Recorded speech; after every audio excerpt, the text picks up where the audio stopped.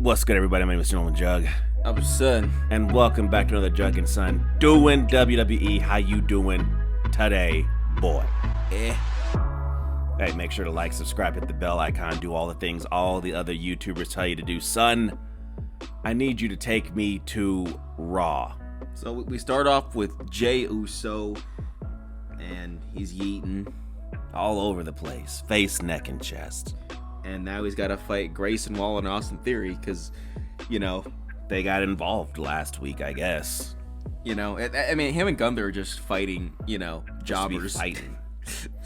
That's what it feels. They're just fighting, people who have not done anything lately. Because all this happened, so it like takes so long. Once you get to the Royal Rumble, I really feel like it shouldn't take that much longer to get to WrestleMania. Maybe the Royal Rumble takes place a month before WrestleMania. Maybe the Chamber is before the Rumble, and then the Rumble, is the final. The Rumble should be the last stop before Mania, and the Chamber can just happen before that. So you're like, okay, these guys will fight, and then the Rumble will be like, okay, this guy's the real main event. Yeah, like whoever he goes for, the person who won the Chamber is gonna go for the other person. And I think that might be the best case scenario. At least with Father Age booking. But the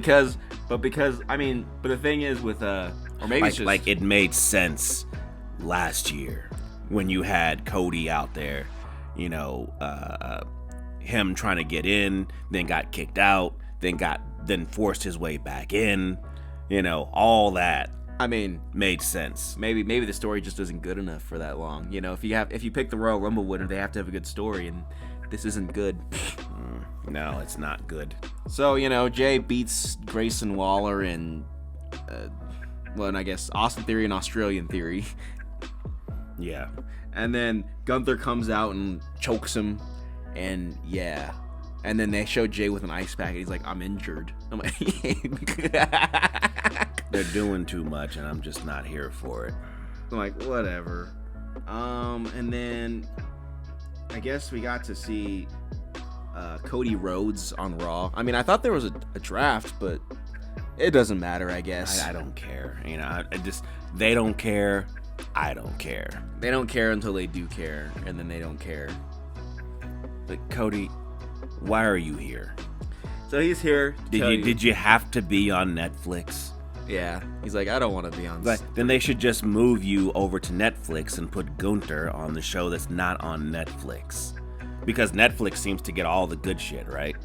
Yeah. So Cody's here, and he's like, John Cena, I'm the captain now. Look, Cody, your promo this time was absolute weak sauce. I don't care how much you yell into the microphone, it was weak. Even last week, it was like, you guys, you chose for me, you cheered me, you chose for me.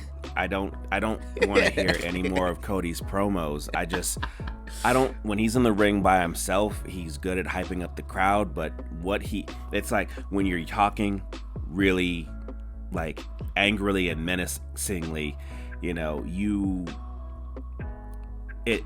it doesn't sound good when it comes out of your mouth, Cody. You were better than this. I've seen him be a heel and do really good work. Well, especially those the heavy breathing where he's like, John Cena. I didn't hear that at all. That's what I heard. He's like, I'm gonna get you, John Cena. I'm like, okay. I didn't hear that at all, but maybe you should. I don't know. Him yelling it does not mean that it's better for me. But yeah, he yelled and he said, I'm gonna see you next Monday. And I'm like, I thought you were the Smackdown guy, but I guess we can't have heel John Cena on Smackdown. We need heel Cena on Netflix. Well, maybe heel Cena's I love that we're calling him heel Cena, but I guess heel Cena's schedule lines up with him being in a European country. Well, heel Cena does whatever he wants, and Cody's the champion of SmackDown. That's why he's on Raw. Yeah, there you go. And then let's see here. Okay, so Bianca Belair and Io Sky were, I guess, talking about their main event, and then Rhea Ripley comes out and says that I'm confused because last week when she lost, like, they showed her saying, yeah, it was my fault. I'm the one who got distracted. I blame myself for losing the title. Then here she comes out, she's like, Bianca, you cost me the title.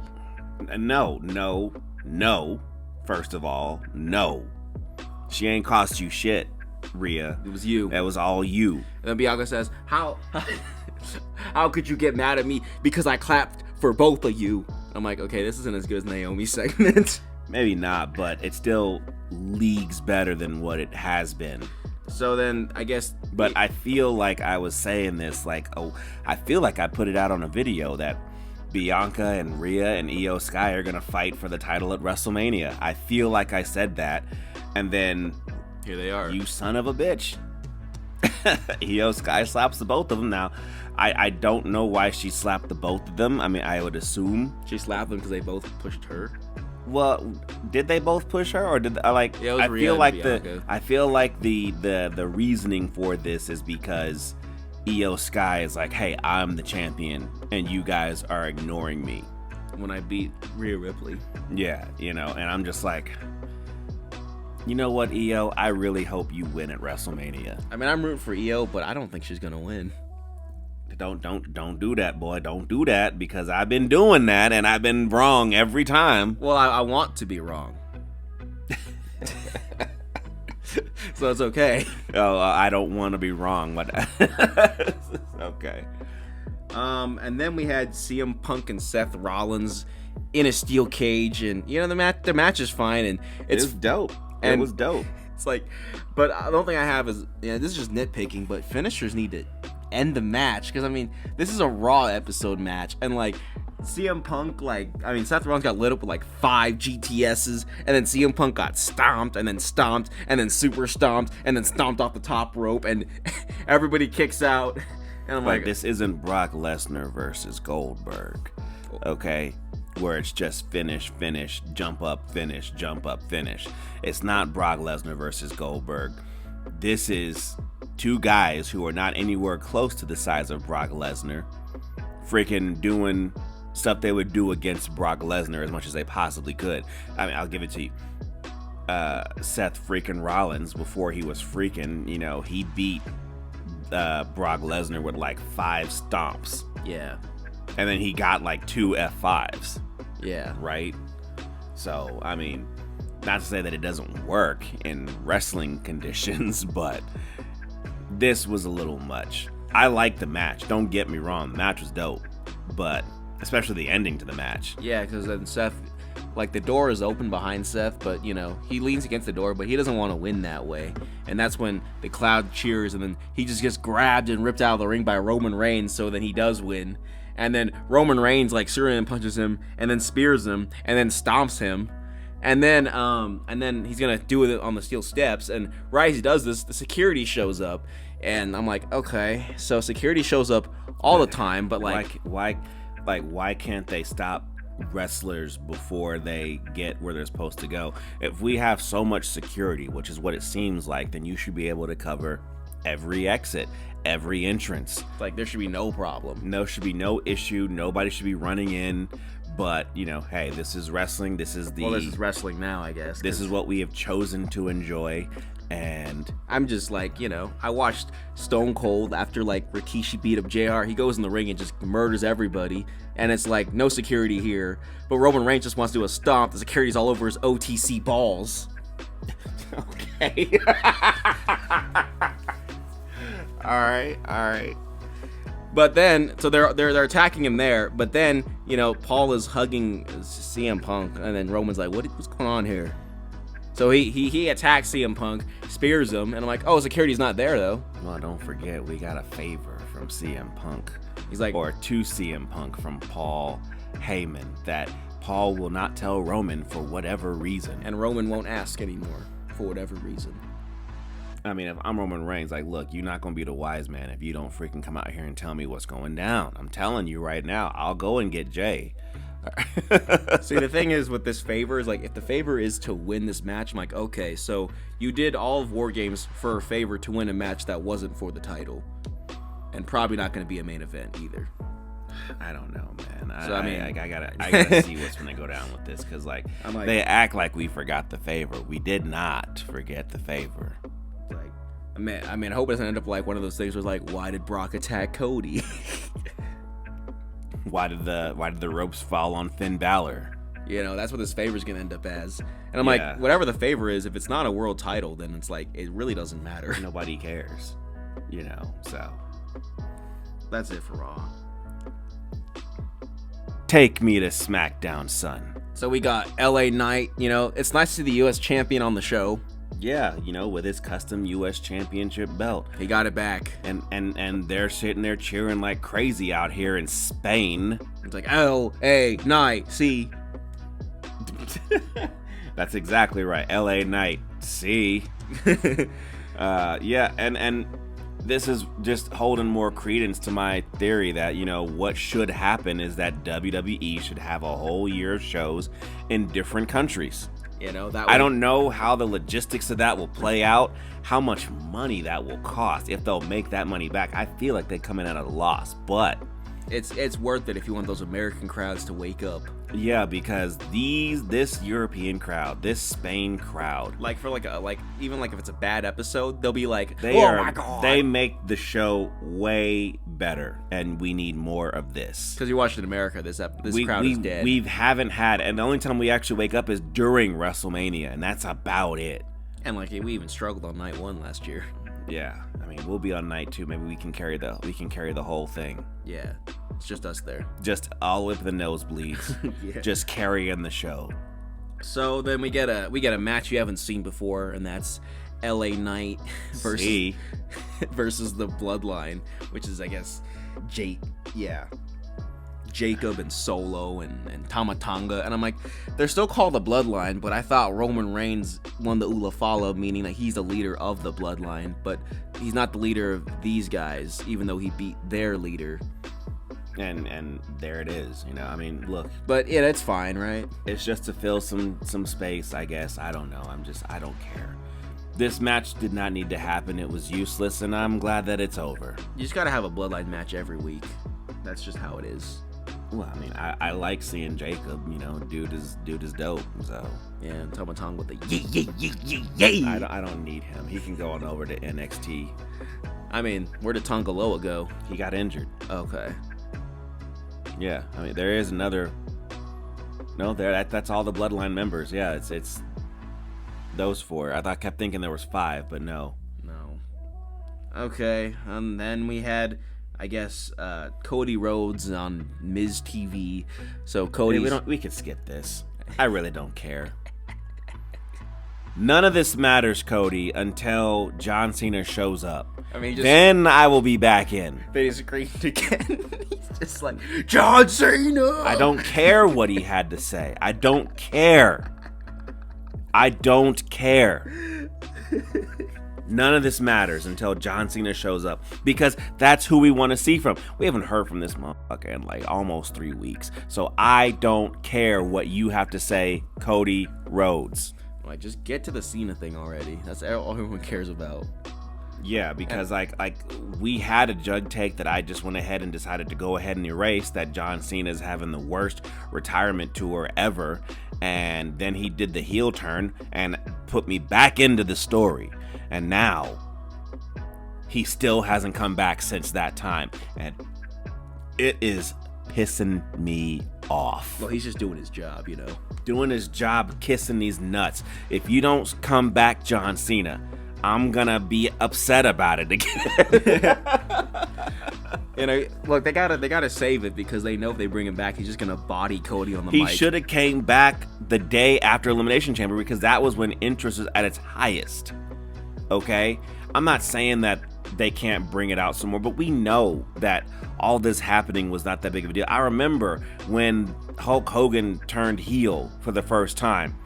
I believe he was on the show the next day, because they were hot. He even had a whole bunch of freaking matches where he was still trying to freaking come to grips with being a heel. So he was still doing all the face stuff that he did, you know, and that's cool and everything like that. But what I'm saying is that stop with this long-term storytelling. Triple H, you should have been on the horn right away to John Cena saying, hey, look, after you turn heel, the next day, you are going to be on TV.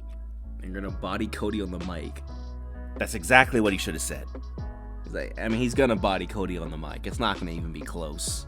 I don't know. We have to see, because sometimes they do and then sometimes they don't. I mean, what if John Cena comes out and doesn't say a word? But he just shows up and he's like, and just drops the mic and leaves again. And then he's gone for like another 3 weeks. I'm going to shit. I am going to shit. And then, Triple H figured that, okay, you guys don't care about Tiffany and Charlotte, but I'll make you guys care by giving you something you haven't seen before. And that's a brawl with security. Yeah, you can go ahead and skip that. I don't care. And then Drew McIntyre and Damian Priest. What are you doing to Drew? Because he attacks Damian Priest after this match with Shinsuke. Well, Shinsuke can wrestle on TV now that he's not the champion, I guess. Now he shows up week to week. So was it Drew beats up Damian and he says, "This is for everything. You cost me a whole year of my life.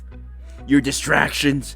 And I'm like, you were fighting CM Punk all of fighting CM Punk all last year. Damian Priest wasn't anywhere. It's like, you fought him, but like you were worried about CM Punk.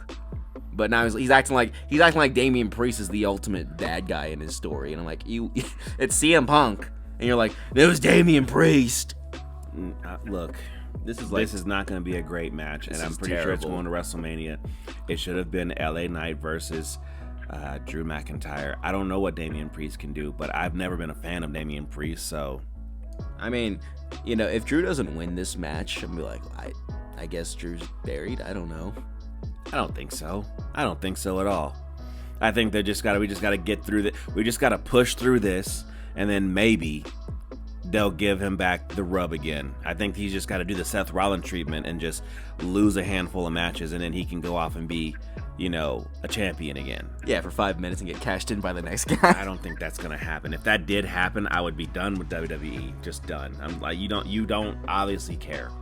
And then, we got Randy teasing the punt kick against Carmelo Hayes, and I'm like, let him punt. And then I know I'm gonna be upset. I'm gonna sit there and say a thumbs down until you let Randy kick somebody in the head. What's funny is that the reason why he stopped this punt, it wasn't even security. He saw Kevin Owens standing in the ring and he stopped himself. He's like, well, gotta go get him. It's on site. Look, I don't care, and I'll give every single thing a thumbs down until Kevin Owens or anybody gets punted in the head. Even if it makes it up to WrestleMania, thumbs down until Randy kicks somebody in the head. And then we got the Raw champion Gunther on SmackDown. I mean, he's here. I mean, this is where he should be, right? Yeah, this is where he should be. So they thought, well, it only makes sense for the Raw World Champion to be on SmackDown, I guess. So this is the one time where Gunther was the workhorse because he was wrestling on both shows. This is the one time he was the workhorse, ring general. Fighting a WWE superstar who is from Spain. What is his name, boy? I don't know how to pronounce it. Is it Axiom or Axiom? I thought it was Axiom. Axiom? Yeah, well, he beat him. Gunther beat him. That's what it was. Oh, okay. Yeah. I know you have wishful thinking, but still. Well, I mean, yeah. But it's fine, I guess. And then, Paul Heyman's here on SmackDown. I'm like, oh, it's Paul Heyman. And he says, Roman Reigns will be here next week. Son, is there anything else to talk about on WWE SmackDown? There's just one more thing. The Street Profits finally won the titles after 4 years. Look, I'm happy about that. Giving our black athletes some love here. I mean, Bianca is in the world title picture, and so is the Street Profits. And what, the New Day? The New Day I assume that they will have their chance a lot sooner than later. So look, good feelings and vibes all around. It'd just be really interesting if he decided, oh, what if the Street Profits lose the titles to Pretty Deadly next week? Oh, God. I don't think that's going to happen, but look, I've been wrong a lot this year. And what if they do lose? We'll be like, oh, well, I guess not. There you go. Hey, look, you guys, like, subscribe, hit the bell icon, do all the things all the other YouTubers tell you to do. Check us out on Instagram. Check us out on Blue Sky. Check us out right here on YouTube, and tune in next time because the next one will be available when it's ready.